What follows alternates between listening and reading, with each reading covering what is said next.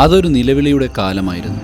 എല്ലാം നഷ്ടപ്പെട്ട് മരണത്തെ മുഖാമുഖം കണ്ട് ഒരു ജനത ഓടുകയായിരുന്നു. അവരുടെ കാൽ ചുവട്ടിൽ ഒടുവിൽ ബാക്കിയായത് വെറും ചെളി മാത്രം. പക്ഷെ ആ ചെളിയിൽ അവരൊരു സ്വപ്നം നട്ടു, അതിജീവനത്തിൻ്റെ സ്വപ്നം. ആ സ്വപ്നമാണ്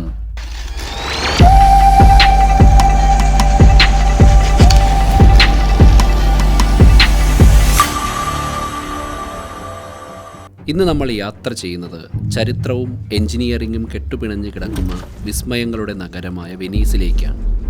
അതിൻ്റെ അവിശ്വസനീയമായ രഹസ്യങ്ങൾ അനാവരണം ചെയ്യാൻ. അതെ, നിങ്ങൾ കേട്ടത് ശരിയാണ്. ലോകത്തിലെ ഏറ്റവും മനോഹരമായ ഈ നഗരം പടുത്തുയർത്തിയത് ഒരു ചെളിത്തട്ടിലാണ്, ഒരു ലഗൂണിൻ്റെ ഹൃദയഭാഗത്ത്. ഇതെങ്ങനെ സാധ്യമായി?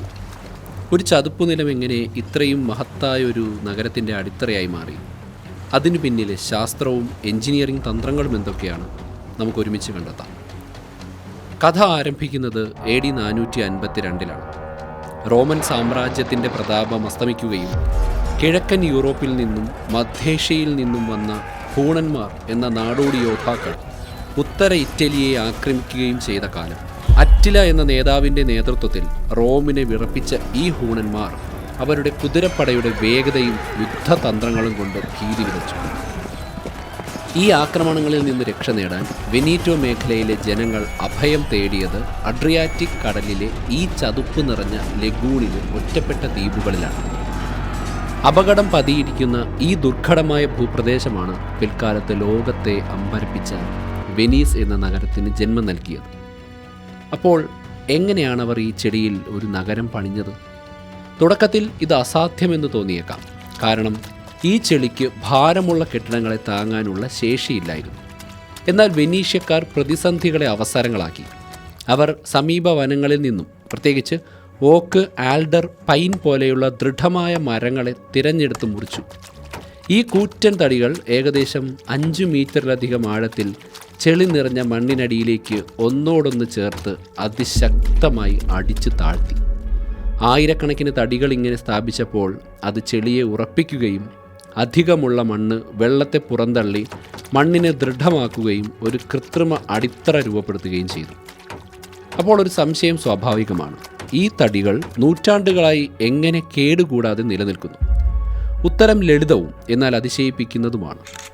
വെള്ളത്തിനടിയിലെ ചെളിയിൽ പൂണ്ടുപോയ ഈ തടികളിലേക്ക് സത്യത്തിൽ ഓക്സിജൻ എത്തുന്നില്ല. വായുവിൻ്റെ അഭാവത്തിൽ മരം ദ്രവിപ്പിക്കുന്ന സൂക്ഷ്മാണുക്കൾക്ക് പ്രവർത്തിക്കാൻ കഴിയില്ല. അതിനാൽ ഈ തടികൾ കാലക്രമേണ ധാതുവൽക്കരിക്കപ്പെട്ട്, അതായത് പെട്രിഫൈഡ് ചെയ്യപ്പെട്ട് പാറ പോലെ ഉറപ്പുള്ളതായി മാറി. ഇന്നും വെനീസിലെ പല ചരിത്രപരമായ കെട്ടിടങ്ങളും 1000-ലധികം വർഷം പഴക്കമുള്ള ഈ തടിയുടെ അടിസ്ഥാന ശിലകളിലാണ് തലയുയർത്തി നിൽക്കുന്നത്. അടിത്തറ ഉറപ്പിച്ചപ്പോൾ കെട്ടിട നിർമ്മാണത്തിലേക്ക് കടന്നു. ഭാരം കുറയ്ക്കുന്നതിനായി ആദ്യകാലങ്ങളിൽ മരം ഉപയോഗിച്ചെങ്കിലും അടിക്കടി ഉണ്ടാകുന്ന തീപിടുത്തങ്ങൾ അവരെ കൂടുതൽ സുരക്ഷിതമായ മാർഗങ്ങൾ തേടാൻ പ്രേരിപ്പിച്ചു. അങ്ങനെയാണ് ഇഷ്ടികയും ഉപ്പുവെള്ളത്തെ പ്രതിരോധിക്കാൻ കഴിവുള്ള ഇസ്ട്രിയൻ കല്ലുകളും പ്രധാന നിർമ്മാണ വസ്തുക്കളായി മാറുന്നത്. ഭാരം താങ്ങുന്ന അടിത്തറയ്ക്ക് ആനുപാതികമായി കെട്ടിടങ്ങളുടെ ഉയരം പൊതുവെ 3 നിലകളിലേക്ക് പരിമിതപ്പെടുത്തി. ഭൂമിക്ക് നേരിയ ഇളക്കങ്ങൾ സംഭവിക്കാൻ സാധ്യതയുള്ളതിനാൽ കെട്ടിടങ്ങൾക്ക് ചെറിയ രീതിയിൽ വളയാനും ഇളകാനും കഴിയുന്ന തരത്തിലുള്ള നിർമ്മാണ രീതി ആവശ്യമായിരുന്നു. ഇതിനായി ഉറപ്പുള്ള സിമൻറ്റിനു പകരം കൂടുതൽ വഴക്കമുള്ള റൈൻ മോർട്ടാർ അഥവാ ചുണ്ണാമ്പ് ചാന്ത് ഉപയോഗിക്കാൻ തുടങ്ങി. ഇത് ഘടനയ്ക്ക് ചെറിയ ഇളക്കങ്ങളെ ഉൾക്കൊള്ളാനുള്ള ശേഷി നൽകി. ഇതുമാത്രമല്ല, കെട്ടിടങ്ങളുടെ ഭാരം കുറയ്ക്കാനും ഘടനാപരമായ ഭദ്രത ഉറപ്പാക്കാനും അകത്തെ ഭിത്തികളിൽ പലപ്പോഴും മരം കൊണ്ടുള്ള ചട്ടക്കൂടുകൾ അഥവാ ടിമ്പർ ഫ്രെയിംസ് ഉപയോഗിക്കാൻ തുടങ്ങി. ഇത് ഭാരം ലഘൂകരിക്കുകയും ഒരു ട്രെല്ലിസ് പോലെ നേരിയ വളവുകളെ പ്രതിരോധിക്കാൻ സഹായിക്കുകയും ചെയ്തു. മുൻവശത്തെ ഭിത്തികൾ താരതമ്യേന ഭാരമുള്ളതായതിനാൽ അവയെ ഇരുമ്പ് ദണ്ടുകൾ ഉപയോഗിച്ച് കെട്ടിടത്തിൻ്റെ ഉൾഭാഗത്തെ തറകളും ഭിത്തികളുമായി ബന്ധിപ്പിച്ച് ബലപ്പെടുത്തി. ഓരോ ഘടകവും എത്ര സൂക്ഷ്മതയോടെയാണ് അവർ രൂപകൽപ്പന ചെയ്തത് എന്ന് ഓർക്കുക. ഇനി നമുക്ക് വെനീസിൻ്റെ ജീവനാഡിയായ പാലങ്ങളിലേക്ക് വരാം.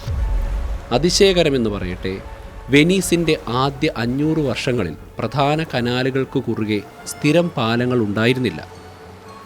ആളുകൾ പ്രധാനമായിട്ടും സഞ്ചരിക്കാനായി ആശ്രയിച്ചിരുന്നത് ബോട്ടുകളെയും ഗൊണ്ടോളകളെയുമാണ്.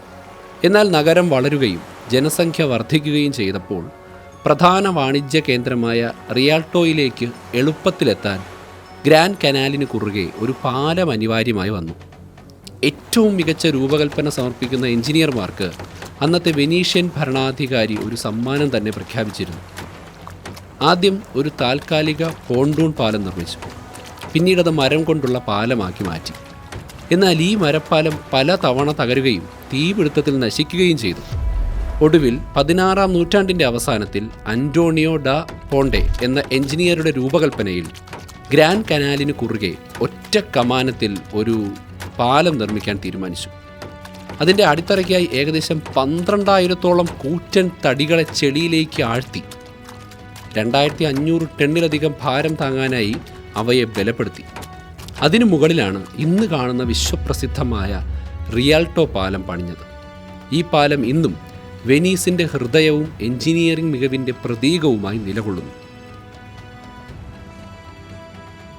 ചുറ്റും വെള്ളമാണെങ്കിലും വെനീസുകാർക്ക് ശുദ്ധജലം ഒരു വലിയ വെല്ലുവിളിയായിരുന്നു. കാരണം ലഗൂണിലെ വെള്ളം ഉപ്പുവെള്ളമാണ്. അവർ അതിനും ഒരു മാർഗം കണ്ടെത്തി: മഴവെള്ള സംഭരണം. നഗരത്തിലെ പ്രധാന സ്ക്വയറുകൾ വെറും പൊതുസ്ഥലങ്ങൾ മാത്രമായിരുന്നില്ല, അവ വലിയ മഴവെള്ള സംഭരണികളായി രൂപകൽപ്പന ചെയ്തു. സ്ക്വയറിന് ഉപരിതലത്തിൽ നിന്നും വെള്ളം കല്ലുകൾ പാകിയ ഓവുകളിലൂടെ താഴേക്കൊഴുകി. മണലും ചരലുമടങ്ങിയ പാളികളിലൂടെ അരിച്ച് ശുദ്ധീകരിച്ച് ഇഷ്ടിക കൊണ്ട് കെട്ടിയ വലിയ ഭൂഗർഭ ടാങ്കുകളിൽ സംഭരിക്കും. നഗരത്തിലുടനീളമുള്ള 600-ലധികം മനോഹരമായ കിണറുകൾ വഴി ഈ ശുദ്ധജലം ജനങ്ങൾക്ക് ലഭ്യമാക്കി. വെനീസിലെ മലിനജല സംവിധാനം അക്കാലത്തൊരു അത്ഭുതമായിരുന്നു. വീടുകളിൽ നിന്നും മറ്റുമുള്ള മലിനജലം ഭൂഗർഭചാലുകളിലൂടെ നേരിട്ട് അടുത്തുള്ള കനാലുകളിലേക്ക് ഒഴുക്കിവിട്ടു. ഇത് നഗരത്തെ എങ്ങനെ മലിനമാക്കാതിരുന്നു? അവിടെയാണ് പ്രകൃതിയുടെ സഹായം വെനീഷ്യക്കാർ ഉപയോഗിച്ചത്. ദിവസത്തിൽ 2 തവണയുണ്ടാകുന്ന വേലിയേറ്റവും വേലിയിറക്കവും കനാലുകളിലെ വെള്ളത്തെ ശക്തമായി കടലിലേക്ക് ഒഴുക്കുന്നു. ഈ ഒഴുക്ക് കനാലുകളിലെത്തുന്ന മാലിന്യങ്ങളെ സ്വാഭാവികമായി നീക്കം ചെയ്യുകയും കനാലുകളെ ശുദ്ധീകരിക്കുകയും ചെയ്തു.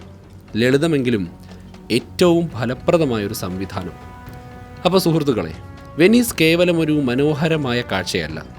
പ്രതികൂല സാഹചര്യങ്ങളെ അതിജീവിച്ച് മനുഷ്യൻ്റെ ഇച്ഛാശക്തിയും ബുദ്ധികൂർമ്മതയും എഞ്ചിനീയറിംഗ് വൈദഗ്ധ്യവും ഉപയോഗിച്ച് ചെളിത്തട്ടിൽ പടുത്തുയർത്തിയൊരു മഹാത്ഭുതമാണ് ഈ നഗരം. നൂറ്റാണ്ടുകളായി നിലനിൽക്കുന്ന ഈ വിസ്മയ നഗരത്തെക്കുറിച്ച് നിങ്ങൾക്കെന്ത് തോന്നുന്നു? നിങ്ങളുടെ ചിന്തകളും അഭിപ്രായങ്ങളും താഴെ കമൻറ്റ് ബോക്സിൽ രേഖപ്പെടുത്തുക. അപ്പോൾ ഈ ചാനൽ സബ്സ്ക്രൈബ് ചെയ്യൂ. ഇതുവരെയുള്ള നിങ്ങളുടെ പിന്തുണയ്ക്ക് ഹൃദയം നിറഞ്ഞ നന്ദി. അടുത്ത വീഡിയോയിൽ വീണ്ടും കാണാം.